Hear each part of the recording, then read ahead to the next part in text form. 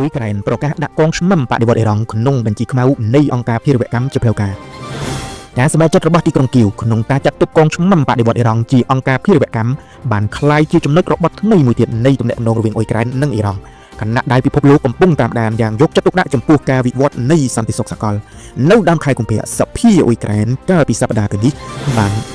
អនុម័តសេចក្តីសម្រេចជាប្រវត្តិសាស្ត្រដោយចាត់ទុកកងឆ្មាំបដិវត្តអ៊ីរ៉ង់ជាអង្គការភារវកម្ម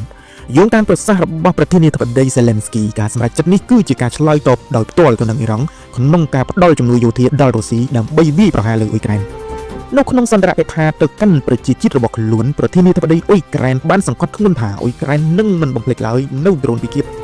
រាប់ពាន់គ្រឿងដែលរចនាដោយអ៊ីរ៉ង់នឹងត្រូវបានប្រើប្រាស់ដោយកងទ័ពរុស្ស៊ីដើម្បីគំទេចទីក្រុងនិងហេដ្ឋារចនាសម្ព័ន្ធស៊ីវិលលោកបានបញ្ជាក់ថាសម្រាប់យើងបញ្ហានេះត្រូវតែបញ្ចប់រាល់ភារវករទាំងអស់នៅលើលោកសមនឹងទទួលការថ្កោលទោសនិងការចាត់វិធានការដូចគ្នាសកម្មភាពរបស់អ៊ុយក្រែនកើតឡើងស្របពេលដែលសហភាពអឺរ៉ុបកាលពីថ្ងៃទី29ខែមករាក៏បានសម្រេចដាក់កងឆ្មាំបដិវត្តអ៊ីរ៉ង់ចូលនៅក្នុងបញ្ជីភារវកម្មផងដែរបន្ទាប់ពីមានការជំរុញយ៉ាងខ្លាំងពីសំណាក់សមាជិកសហភាពអឺរ៉ុបនិងរដ្ឋបាលរបស់ដូណាល់ត្រាំការនេះធ្វើឲ្យកងឆ្មាំបដិវត្តអ៊ីរ៉ង់ក្លាយជាអង្គការរដ្ឋដំបូងគេដែលត្រូវបានចាត់ទុកជាក្រុមភារវកម្មដោយប្លុកប្រទេសធំៗមួយចំនួនរួមមានសហរដ្ឋអាមេរិកកាណាដាសហភាពអឺរ៉ុបនិងអ៊ុយក្រែន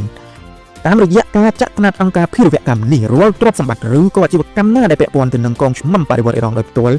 នៅក្នុងដែនរបស់អ៊ុយក្រែននិងអឺរ៉ុបនឹងត្រូវបានបង្កកភ្លាមៗអ៊ីរ៉ង់ក៏បានប្រតិកម្មយ៉ាងខ្លាំងក្លាដែរដោយហៅសេចក្តីសម្រេចនេះថាជាកំហុសយុទ្ធសាស្ត្រដ៏ធ្ងន់ធ្ងរនិងបានប្រមានអំពីផលវិបាកដែលនឹងកើតមានទីក្រុងតេហឺរ៉ង់បានគម្រាមថាខ្លួនអាចនឹងចាត់ទុកកងទ័ពរបស់បណ្ដាប្រទេសអឺរ៉ុបជាក្រុមភារវកម្មវិញផងដែរ